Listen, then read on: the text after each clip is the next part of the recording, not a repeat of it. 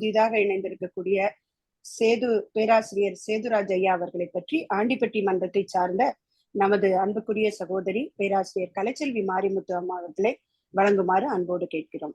வாழ்க வளமுடன் அம்மா. வாழ்க வளமுடன் அம்மா.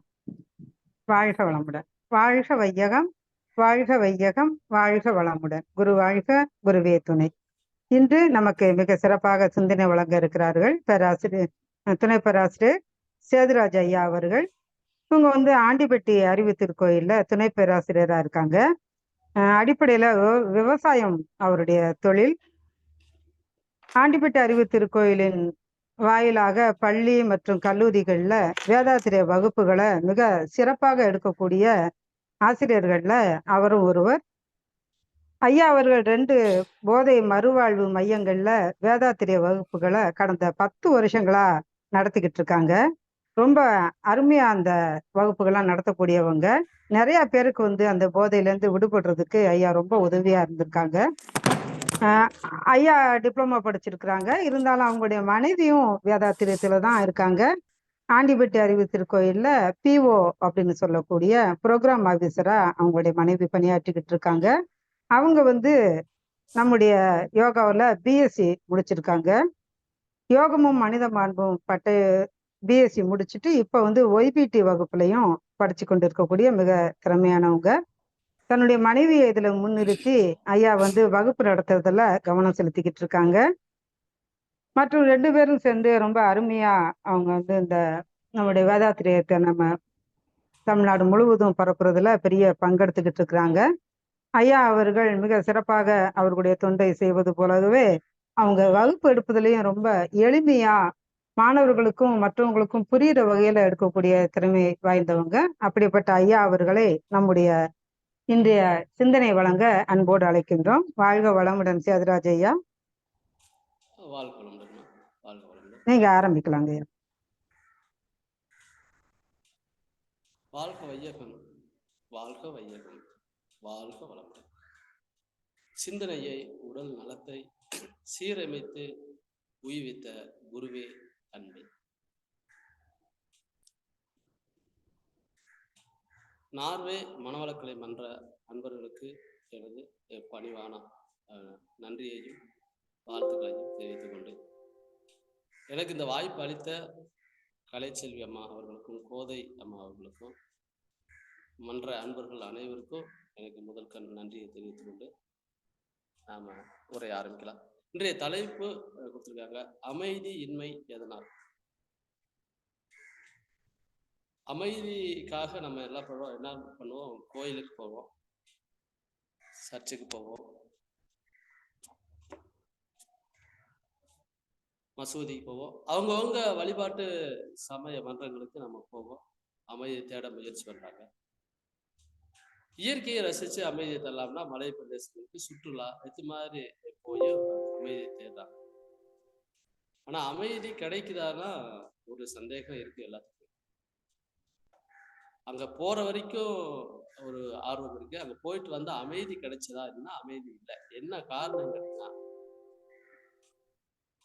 நமக்கு ஒரு சில பிரச்சனைகள் சரியாத வரைக்கும் அந்த அமைதியின்மை தொடர்ந்து இருக்கு. அத மேலோட்டமா ஒரு தலைப்பா பார்த்தீங்கன்னா, நினைக்கிறதுக்கும் நடக்கிறதுக்கும் உள்ள வேறுபாடு அதை உணராம பண்றதுனால அமைதி.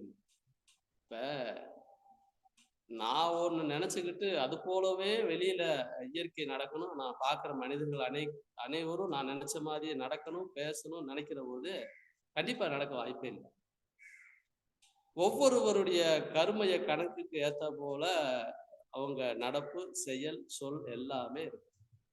நமக்கு ஏற்ற மாதிரி இருக்குமானா இருக்காது, வாய்ப்பில்லை. இருக்கலாம், 100ல் 2 பேர் நமக்கு ஏற்ற மாதிரி பேசலாம், நமக்கு ஏற்ற மாதிரி நடந்துக்கலாம், நமக்கு பிடிச்ச மாதிரி எல்லாமே பண்ணலாம். ஆனா மிச்சம் 98 பேர் அப்படி நடப்பாங்களான்னு நடக்க முடியாது. ஆனா நம்ம பார்க்குற அனைவருமே இன்னைக்கு போய் பார்க்குறோம், அந்த 98 பேரை தான் பார்த்துருக்கோம், அந்த 2 பேரை பார்க்கவே இல்லை. நமக்கு சாதகமா நடப்பாங்க பார்த்தீங்களா, அந்த 2 பேர்த்த நம்ம பார்க்கவே இல்லை. இப்ப நமக்கு அமைதி இல்லை. என்ன, நம்ம நினைச்ச மாதிரியே யாருமே இல்லையே, நம்ம நினைச்ச மாதிரி யாரும் பேசலையே, நாம நினைத்த மாதிரி யாரும் நடந்துக்கலையே. அதுதான் என்ன சொல்றோம், நாம நினைப்புக்கும் நடப்புக்கும் உள்ள வேறுபாட்டை உணராமை. இப்படித்தான் எல்லா மனிதர்களும், உலக மக்கள் அனைவருமே அவங்க ஒன்று நினைச்சுக்கிறாங்க. அது அவங்க பக்கம் கரெக்ட். அது தப்போ ரைட்டோ அவங்களை பொறுத்த அளவுக்கு அது சரி. ஆனா வெளியில அப்படி நடக்கணும்னு நினைக்கிறோம். இப்ப நடக்காத போது மனதிற்கு அமைதி. 2வது, இயற்கை நிகழ்வுகளை ஏற்றுக்கொள்ள முடியாதால் மன அமைதி. இவ்வாறு இந்தியாவிலேயே பாத்தீங்கன்னா வெயில் ஓவர் அடிக்குது, பயங்கரமா அடிக்குது. இது வெயில் காலத்துல கொஞ்சம் வெயில் அதிகமா தான் இருக்கும். அது இந்த விட்டு ஜாஸ்தி தான். மரங்களின் அளவு குறைஞ்சு போச்சு. அதனால வெயில் அதிகமா போக போக அதிகமா தான் இருக்கும். இயற்கை நிகழ்வுகள்னா வீட்டுல பாத்துக்கலாம், வெளியில விடுங்க. வீட்லயே நம்ம வச்சுக்கலாம். நம்ம அவங்களுடைய குடும்பத்துல நடக்கிற இயற்கை நிகழ்வுன்னு பாத்தீங்கன்னா, வயதான முதியோர்கள் இறந்து போறது, அதெல்லாம் இயற்கை. இதெல்லாம் ஏற்றுக்கொள்ள முடியல. நான் ஒரு 10 வருட காலமாக இந்த மாதிரி மனிதர்கள் நேரடியாக சந்திச்சுக்கிட்டு பேசிட்டு இருக்கீங்கள. சார் எங்க அப்பா இறந்து 10 வருஷம் ஆச்சு சார், அதனால என்னால முடியல. ஏப்ப உங்க அப்பாவுக்கு இருக்க திறமை உனக்கும் இருக்கும்ல, நீங்களும் போய் என்ன பண்ண முடியும், அதே திறமையை வச்சு இன்னும் நல்லா இருக்கலாம்ல. இருந்தாலும் எங்க அப்பா இல்லாதனால என்னால எதுவுமே நினைக்க முடியல, எனக்கு ஒரே கவலையாகவும் துக்கமா இருக்கு, அமைதியே இல்லை. அமைதி இல்லாம இயற்கை நிகழ்வுகளை ஏற்றுக்கொள்ள முடியாத போது மன அமைதி. உறவுகளுக்குள் ஒருவரை ஒருவர் புரிந்து கொள்ளாம 3வதாக. வீட்டுல ஒரு 10 பேர் இருக்காங்க, இப்ப கம்மியா இருக்காங்க. முந்தி 10 பேர் 15 பேர் இருந்தாங்க, இப்ப கம்மி, 4 பேர்னே கூட வச்சுக்குவோம். அம்மாவுக்கு ஒரு யோசனை, ஒரு சிந்தனை, அப்பாவுக்கு ஒண்ணு, பையனுக்கு ஒண்ணு, தங்கச்சிக்கு ஒண்ணு. ஒவ்வொரு யோசனை, ஒவ்வொரு செயல்பாடு. இவர் போல இவர் இருப்பது இல்லை, கண்டிப்பாக இல்லை. ஏன்னு கேட்டா ஒவ்வொருத்தருக்கு தனி கணக்கு வரும். கருமைய கணக்குக்கு ஏற்றது போல நடந்துக்குவாங்க. நாம நினைச்ச மாதிரி அவர் நடக்கணும்னு ஒன்றும் அவசியம் இல்லை. அப்ப இவர் இப்படித்தான் அப்படின்றத நாம புரிஞ்சுக்கிறல, அவங்க அப்படித்தான்றத இன்னொருத்தர் மாத்தி மாத்தி புரிந்து கொள்ள முடியாத போது அமைதி இல்லை. கேட்டா என் வீட்டுக்காரம்மா நான் சொன்னது மாதிரி நடக்க மாட்டாங்க, எங்க பிள்ளைங்க சொல்படி கேட்கவே மாட்டேங்குது, என் பையன் சரியா படிக்கிறதே இல்லை, ஊரை சுற்றி கொண்டே இருக்கிறார், வேலைக்கு போறது இல்லை, இப்படி ஏதாவது ஒண்ணு சொல்றோம். அவர் அப்படித்தான் நமக்கு அமையணும்னு இருக்குது. இந்த மாதிரி ஒரு மனைவி அமையணும், இந்த மாதிரி ஒரு குழந்தைகள் அமையணும், இந்த மாதிரி ஒரு சூழ்நிலை அமையணும், எல்லாமே கணக்கு வழக்கு சரியா நடக்கும். இதை புரிச்சுக்காம நாம இப்ப ஒரு இவர் இப்படித்தான் அப்படித்தான், நமக்கு ஏற்ற மாதிரி அவர் நடந்துக்க மாட்டார். நாம தான் வேதாத்திரியம் படிச்சிருக்கோம், நம்ம நம்ம அவங்களுக்கு மாதிரி நாம தான் மாறி, அப்படி மாறினாதான் நமக்கு நிம்மதி. 4வது, இன்றைய காலகட்டத்துல பொருளாதார பற்றாக்குறை, குறிப்பா கடன் சுமை காரணமாக அமைதி மட்டும் இல்ல, ரொம்ப பேருக்கு என்னென்னமோ பண்ணிக்கிறாங்க. அமைதி இல்லாததுக்கு பெரிய ஒரு காரணம். இன்னைக்கு நாமளே ஒரு அமைதியாக இருந்தாலும் கூட கம்பெனிகள் அமைதி இருப்பதில்லை. இஎம்ஐ அப்படின்ற ஒரு ப்ராசஸ் கொண்டாந்து ஏதாவது ஒண்ணு வாங்கி அதை கடனை கட்ட வச்சு இப்படியே கடனை லைனாக அது பழக்கிய விட்டுட்டாங்க. மக்கள் அனைவருக்கும் என்ன பண்ணிட்டாங்க, பழக்கி விட்டுட்டாங்க. கடன் சுமை, பொருளாதார பற்றாக்குறை காரணம் மக்கள் தொகை பெருக்கம். அதனால எல்லாரும் நல்லா போய் படிச்சாலும் கூட அதுக்கேற்ற மாதிரி வேலை வாய்ப்பு இல்லாதது, அதனால சரியான வருமான பற்றாக்குறை. இதனால என்ன ஆகுதுன்னா பொருளாதார பற்றாக்குறை இருக்கு, அதை வைத்து குடும்பத்தை நடத்த முடியாத அளவுக்கு. இது பொருளாதார பற்றாக்குறையால அமைதி இல்லை. உடல் தேவைகள் நிறைவேறாத போது, 5வது பார்த்தீங்கன்னா உடல் தேவைகளை நிறைவேற்றி கொள்ள முடியாத போது அமைதி. குறிப்பா பசி, தாகம், உடல் கழிவு தேவை. உடல் கழிவு தேவைன்னா இன்னைக்கு இந்தியாவிலவே பார்த்தீங்கன்னா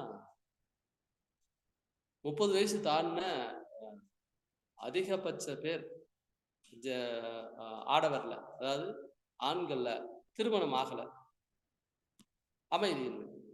அப்படி அமைதி இல்லாம அவன் ஒரு கட்டத்துல மனநலம் பாதிக்கப்பட்டு, இப்ப நான் போய் வகுப்பெடுக்கிற அந்த ஹாஸ்பிட்டல்ல எக்கச்சக்க பேர் இருக்கு.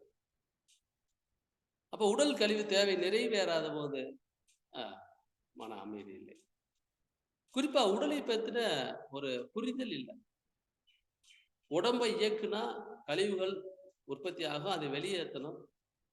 அப்ப இந்த உறுப்புகளுக்கு பதிவை போக்கணும். இதுகிட்ட ஒரு பதிவு இருக்கு, இந்த உடல் செல்கள்ல ஒரு பதிவு இருக்கு. இந்த பதிவுகளை போக்குனா உடல் நல்லா இருக்கும், உடம்பை இயக்குனா ஒரு நோய் வராது. இந்த ரகசியம் தெரியறது இல்லை. அதைத்தான் உடலை பத்தின ஒரு நாலேஜ் இல்லை மக்களுக்கு. ரொம்ப படிச்சிருக்கேன்னு சொல்றாங்க, ரொம்ப உலக அதிபர்கள் கூட ரொம்ப படிச்சேன்னு சொல்றாங்க, என்னென்னமோ நோய் வாய்ப்பத்து சிரமப்படுறதாகத்தான் நம்ம கேள்விப்படுறோம். உடலை பத்தின எவ்வளவு படிச்சிருந்தா கூட உடம்பை பத்தின ஒரு அறிவியல் டெக்னிக் அவங்களுக்கு என்ன தெரியல.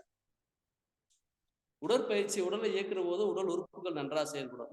உடற்பயிற்சி பண்ணும்போது என்ன ஆகும், செல்கள்ல இருக்கிற தீய பதிவுகள் காலியாகும். இந்த ரெண்டும் சரியாகி போச்சா வாழ்நாள் முழுக்க இந்த உடம்புக்கு வர்ற பிரச்சனைகள் வராது. ஏன்னா ரொம்ப பேரு நோய்வாய்ப்பட்டு அமைதி இல்லை. பேராசையினால் அமைதி. எனக்கு ஒரு வீடு கிடைச்சா போதும், வாழ்றதுக்கு வீடு கிடைச்சா, கடன் இல்லாம இருந்தா போதும், நோய் இல்லாம இருந்தா, இந்த 3 இல்லாம இருந்தா ஒரு மனிதன் இன்பமாக வாழ முடியும். ஆனா எனக்கு ஆசை, இன்னும் இது போல 10 வீடு கட்டி ரெண்டுக்கு வாடகைக்கு விட்டா நல்லா இருக்குமா? நல்லா தான் இருக்கும். ஆனா 10 வீடு இன்னைக்கு கட்டுற அளவுக்கு இன்னைக்கு விலைவாசிக்கு நான் சம்பாதிக்கணும் அப்படின்னா ஏதாவது தேவையற்ற வேலையை செய்தால் மட்டும்தான் அந்த வீடு கட்டுற அளவுக்கு சம்பாதிக்க முடியும். இல்ல தவறான வழிகளில் ஈடுபட்டால் மட்டும்தான் சம்பாதிக்க முடியும். பேராசை காரணமாக அமைதி இல்லை. ஐயோ அவர் வீடு கட்டிட்டாரு, நம்ம வீடு கட்டலையே, அவர் கார் வாங்கிட்டாரு, அவர் வெளிநாட்டுல போய் ரொம்ப சம்பாதிச்சிட்டாரு, நமக்கு இந்த மாதிரிலாம் அமையலை. அவர் கணக்கு வழக்கு வேற. கணக்கு வழக்கு நாம என்ன பண்றதில்ல, புரிஞ்சுக்கிறது இல்லை. நம்முடைய கருமைய பதிவுகளை பற்றிய உண்மை உணராம நாம ஏன் இப்படி இருக்கோம் அப்படின்னா, நாம மட்டும் காரணம் அல்ல. நமது மூதாதையர்கள் முன்னாடி இருந்தவங்களும் ஒரு காரணம்ன்றதை புரிஞ்சுருந்தா இவங்களுக்கு வர்ற துன்பத்தை போக்கிக்கிற திறமை இவங்க வளர்த்துருக்காங்க. தாத்தா ஏதோ நல்லது பண்ணிக்கலாம், நல்லது வரும். ஏதோ கெட்டது பண்ணிக்கலாம், நமக்கு கெட்டது வரும். இப்படி கருமையத்தின் வழியாகவே வர்ற இந்த இதையும் உணர்றதில்லை. இன்னொன்னு என்னன்னு கேட்டீங்கன்னா, நம்மளுடைய கணக்கு வழக்க அவங்களுக்கு தெரியுது. நம்ம யாரு, நம்ம இங்க என்ன வேலை, பூமியில் என்ன வேலை, பூமிக்கு எதுக்கு பிறந்தோம், எல்லாரும் வர்றோம் போறோம் இறக்குறோம். ஏன் பிறக்கணும்? இந்த 60 70 80 100 கூட வச்சுக்கலாம். 100 வருஷ காலம் ஏன் இங்க இருக்கு? என்னதான் அப்படி சாதிச்சுட்டு போறோம்? சரி எல்லாமே சாதிச்சிட்டோம்னு வச்சுக்கிட்டாலும் கூட கடைசியில போயிடுறோமே. அப்ப எதுக்கு தான் பிறந்தோம்னு கடைசியில ஒரு கேள்வியை கேட்கணும். அப்படி கேட்டா விடை ஒண்ணுமே இல்லை. நமக்கு விட தெரியல. ரொம்ப பேருக்கு மக்களுக்கு தெரியவே இல்லை. நாம விலங்காக இருந்து இப்படி மனிதனாக மாறி வந்திருக்கோம். மனிதனாக மாறி வந்த காரணத்தின் போது இறைவன் நாமளே இறைவனாக இருக்கிறோம். அதை உணரக்கூடிய அளவுக்கு, அந்த துன்பத்தை போக்குற அளவுக்கு இந்த உடலும் உயிரும் சேர்ந்து இங்க வந்திருக்கு. அப்போ இந்த வாழும் காலத்துல இறைவனை அறிவதற்காகவே வந்திருக்கோம்ன்ற உண்மை புரியறதில்ல. இந்த உண்மை புரியாதனால நடக்கிற நிகழ்வை வச்சே நாம என்ன பண்ணிக்கிறோம், எனக்கு அப்படி ஆகிவிட்டது, உங்களுக்கு இப்படி ஆகிவிட்டது, நான் மட்டுமே துன்பப்படுறேன் அப்படின்ற கருமைய பதிவுகளை பத்தின உண்மை உணராம, செயலுக்கு ஏற்ற விளைவை பற்றி அறியாம. பொதுவாக நான் கதை எங்க ரொம்ப சொல்ல மாட்டேன் வகுப்பு எடுக்கிற போது. ஏன்னா ரியாலிட்டி நம்ம கையில இருக்கு. ஏன்னு கேட்டீங்கன்னா, டெய்லி ஒரு 100 பேராவது நான் சந்திச்சுட்டு இருக்கேன். வகுப்புலயே டெய்லி 100 பேர், குறைந்தபட்சம் 25 பேருக்கு குறையாது. அப்ப அவங்க சொல்றதே எனக்கு பெருசா இருக்கு. கதை தேவைப்படுறதில்லை, இருந்தாலும் ஒரு கதை சொல்லு. செயலுக்கு ஏற்ற விளைவு. சாமியார் ஒருத்தர் இருந்தார். அவரை ரொம்ப பிடிச்ச சீடர்கள் சொன்னாங்க, சாமி நாங்கெல்லாம் போய் புனித இந்த யாத்திரை போறோம், அங்க போறப்ப அங்க ஓடுற ஒரு நதி ரொம்ப புனிதமானதுன்னு சொல்றாங்க,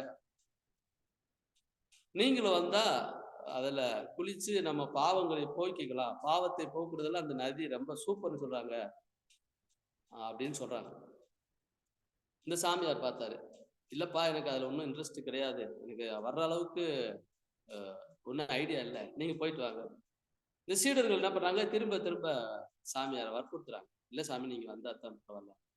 சரி அப்படி வேணா நீங்க ஒண்ணு பண்ணுங்க, தொடர்ந்து வற்புறுத்துவதனால எனக்கு பதிலா ஒரு பாவக்காயை கொடுங்க. பாவக்காய்னா நமக்கு அது கசக்கும். பாகற்காயை கொடுக்குறேன், எப்பெல்லாம் நீங்க அந்த நதியில முங்குறீங்களோ, சாமி இறைவனை வேண்டுறீங்களோ, அப்பெல்லாம் இதுக்கு அதே மாதிரி பண்ணுங்க. கிட்டத்தட்ட நதியில முங்குறப்ப அந்த பாவக்காயை முக்கி எடுத்துட்டு கடைசியில் என்கிட்ட கொடுங்க அப்படின்னு. இவங்களும் யாத்திரை போனாங்க. இவங்க அந்த புனித நதியில போய் மூழ்கிற போது இந்த பாவக்காயை முக்குனாங்க. எல்லாம் இறைவனை பார்த்தாங்க, அங்க இருக்க கோயில்களை கும்பிட்டாங்க. ரைட், ஓகே, வந்தாச்சு, ஊருக்கு வந்தாச்சு. இப்ப அந்த பாவக்காயை கொண்டு வந்து அந்த சாமியார் பண்ணிட்டாங்க. சாமி நீங்க சொன்ன மாதிரியே பாவக்காயை முக்கி எடுத்துட்டோம். பாவக்காயை முன்னாடி வச்சாரு சாமியார். கத்தி எடுத்துட்டு வந்து பாவக்காயை கூறுகளாக போட்டார். ஒரு 10 கூறுகளா போட்டு வந்த அன்பர்கள் அனைவருக்கும் ஒவ்வொன்றை கொடுத்து சாப்பிடுங்கன்னு. என்ன சாமி பாவக்காயை போய் அப்படியே சாப்பிட சொல்றீங்க, பாகற்காயை நீங்க அப்படியே சாப்பிட சொல்றீங்களே, சாப்பிடுங்க நான் அப்புறமா சொல்றேன். இவங்க எல்லாரும் சாப்பிட்டாங்க. சாமி ஒரே கசப்பா இருக்கு. சாமியார் இப்ப சொன்னார், என்னப்பா நீங்க தானே சொன்னீங்க இந்த நதியில முகுனா அதுல இருக்க தீமை போயிரும் அப்படின்னு.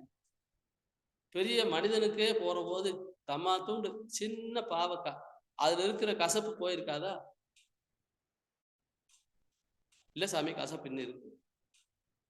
அப்ப சாமியார் இவர் சாமியார் சொல்றாரு, பாவக்காயில எப்படி கசப்பு போகாது?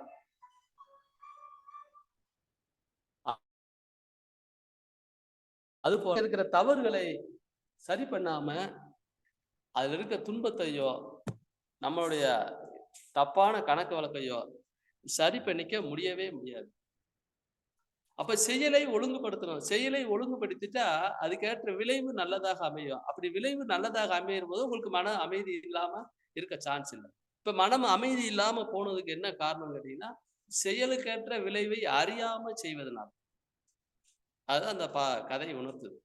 பாவக்காய் புனித நாமளும் அப்படித்தான் பண்றோம். எல்லாரும் புனிதையில முங்கி எந்திரிச்சிட்டா அது சரியாக நாம ஒரு செயல்களை ஒழுங்குபடுத்தணும். அந்த செயல்கள் அதுக்கேற்ற விளைவு நன்மையாக நமக்கும் அடுத்தவர்களுக்கும் ஊருக்கும் உலகத்துக்கும் நன்மையாக இருக்கும்போது அதுக்கு மனம் அமைதி நிலைக்கு வரும். ஏன்னா அது நடந்தது பூரா நல்லதாகவே நடந்திருக்கு. அப்ப அதெல்லாம் நமக்கு அமைதியின்மை யாருக்கு வாய்ப்பு கிடையவே கிடையாது.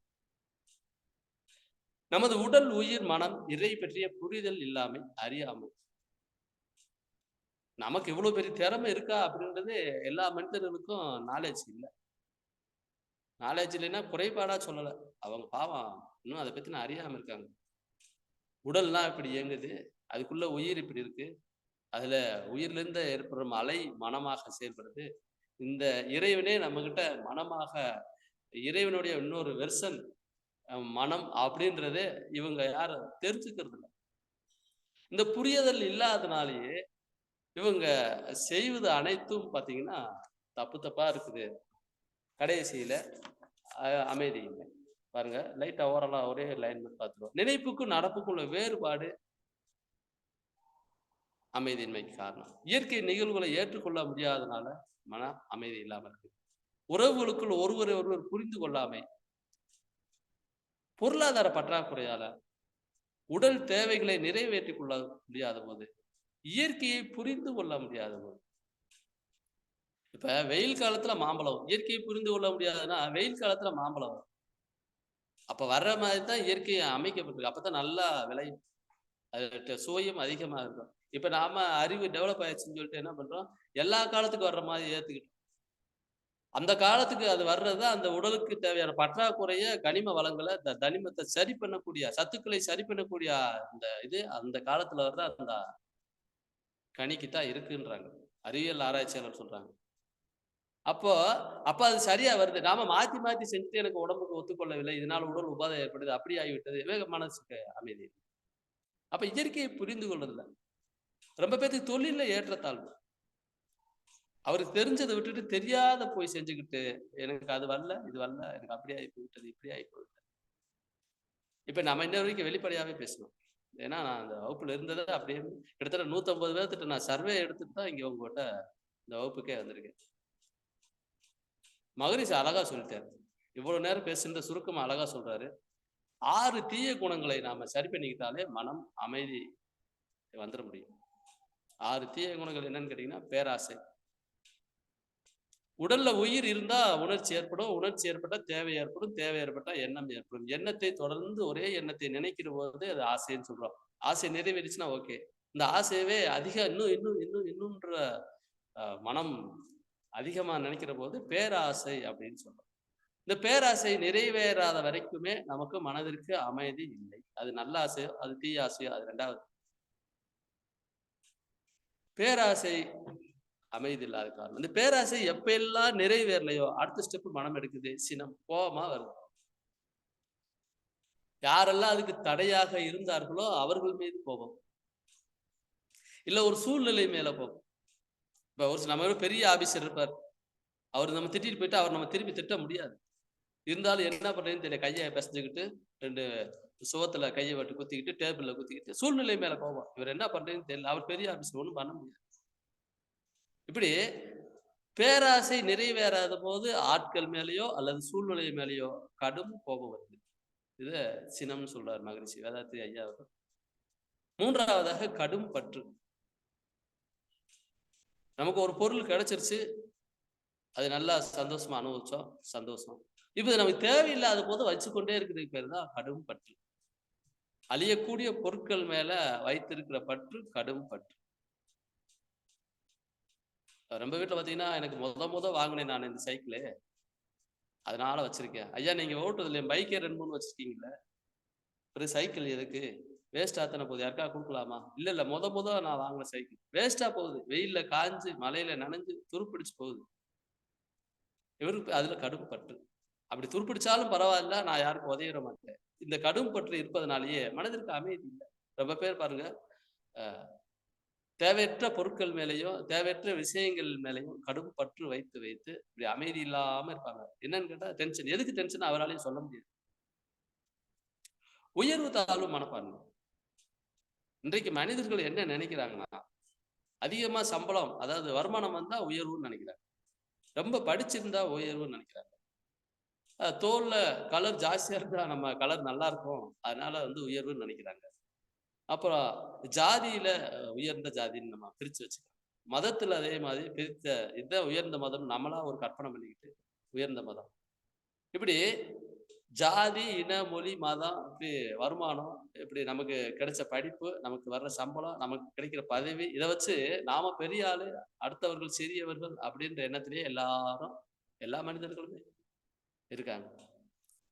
இந்த எண்ணம் இருப்பது வரைக்கும் நமக்கு அமைதி. ஏன்னா நம்மளோட சிறியவர்கள் நாம யாராவது நினைச்சிருப்போம், அவங்க நமக்கு ஒரு நல்லதவே சொன்னா கூட இவர் சொல்லி என்ன நான் கேட்பது அப்படின்ற எண்ணம். நல்லதுதான் சொல்லியிருப்பார் அவர்.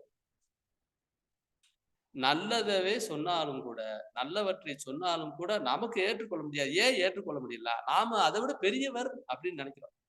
அடுத்தவர்கள் சொல்லி நாம் கேட்கக்கூடாதுன்ற ஒரு எண்ணத்துல இருக்கனால அவர் நல்லதை கூட இவரால் என்ன பண்ண முடியல, ஏற்றுக்கொள்ள முடியும். இதுக்கு என்ன காரணம்னா உயர்வு தாழ்வு மனப்பான்மை. இவர் நம்மளை விட சிறியவர். எதுல? பணத்துல சிறியவர், படிப்புல சிறியவர், புகழ்ல சிறியவர், பதவியில சிறியவர்.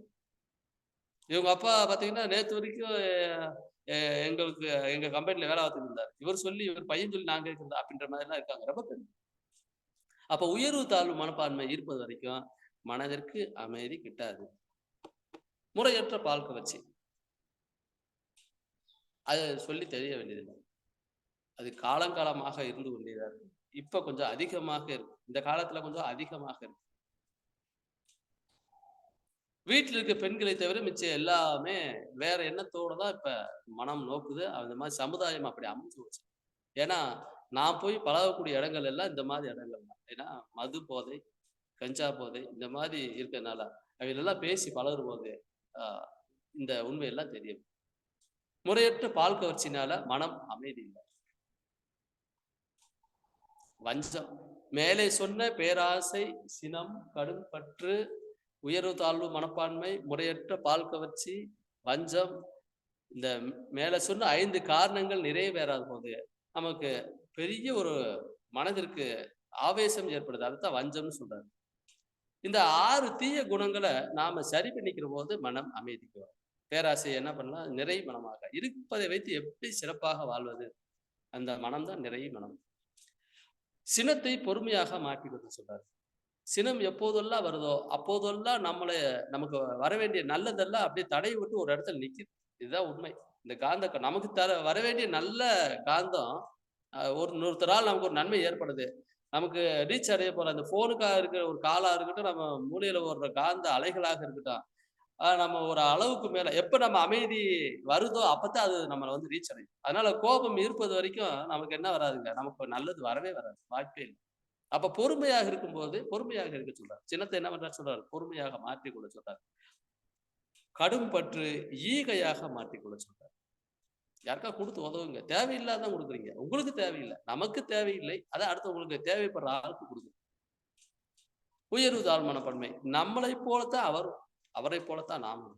நம்மளை போல அவர் பூமியில வந்திருக்கார், வாழ்றார். ஏதோ அறிவின் கணக்குகளுக்கு ஏற்ற மாதிரி அவர் கொஞ்சம் நல்லா வாழலாம், இல்ல நம்ம கொஞ்சம் நல்லா வாழலாம்.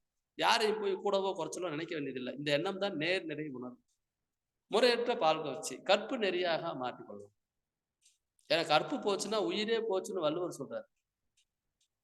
ஒழுக்கம் விழுப்பம் தரலாம், ஒழுக்கம் உயிரினும் ஓம்பப்படும். ஒழுக்கத்தை உயிர் போல காப்பாத்துங்க.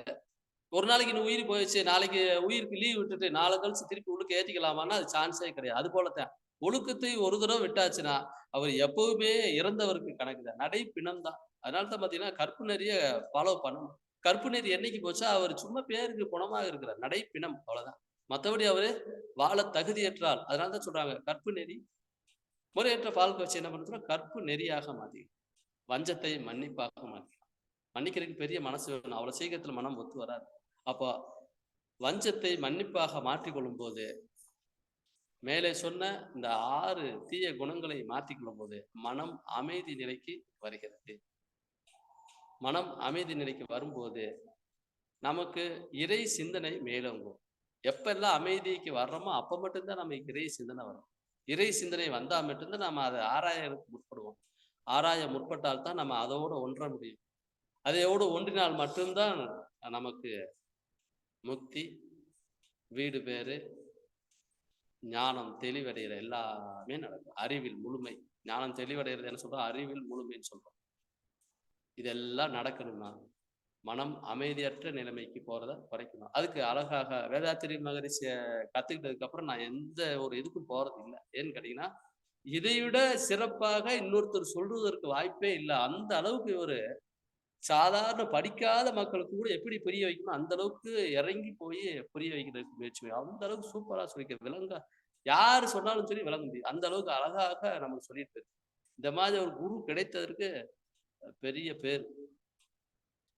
இந்த அளவுல அமைதி இல்லாம போறதுக்கு இவ்வளவு காரணங்கள் இருந்தாலும் ஒரு அதை இப்படி மாற்றிக்கொள்ளும். எல்லாரும் பிரச்சனையை பத்தியே பேசுவாங்க, ரொம்ப பேர் தீர்வு சொல்லாமலே போயிடுவாங்க. ஆனா மகரிஷி தான் சொல்றாரு, பிரச்சனையும் விளக்கமா சொல்லி அது எதனால ஏற்பட்டது, அதுக்கு என்னெல்லாம் சொல்யூஷன் சூப்பரா சொல்றாரு.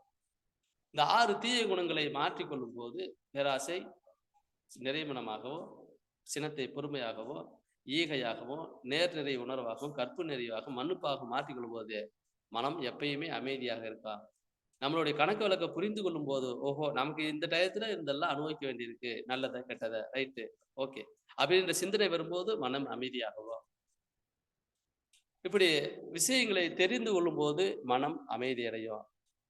அப்புறம் இது இல்லாம இதை செய்யாம எந்த கோயிலுக்கும் சரி, எந்த வழிபாட்டு தலங்களுக்கும் சென்றாலும் சரி, இயற்கையை ரசித்தாலும் சரி, இல்லை உங்களுக்கு பிடித்த ஒரு பாடல்களை கேட்டாலும் சரி, அமைதி அடையுமானா அமைதி அடையும் ஒரு 1/2 மணி நேரம் தான். திருப்பி அந்த டென்ஷன் வந்துடும். நிரந்தரமான அமைதி கிடைக்க தீய குணங்களை மனிதர்களுக்கு 6 தீய குணங்களை ஒழித்து காட்டினால் மட்டுமே நமக்கு அமைதி கிட்டும் என்று சொல்லி எனக்கு இந்த வாய்ப்பை அளித்த அனைத்து நல் உள்ளங்களுக்கும் மீண்டும் ஒரு நன்றி சொல்லி, என்னை இந்த அளவுக்கு வழி நடத்த வேதாத்திரி மகரிஷி அவர்களுக்கும் நன்றியை சொல்லி என் உரையை நிறைவு செய்து கொள்கிறேன். வாழ்க வளமுடன், வாழ்க வளமுடன், வாழ்க வளமுடன்.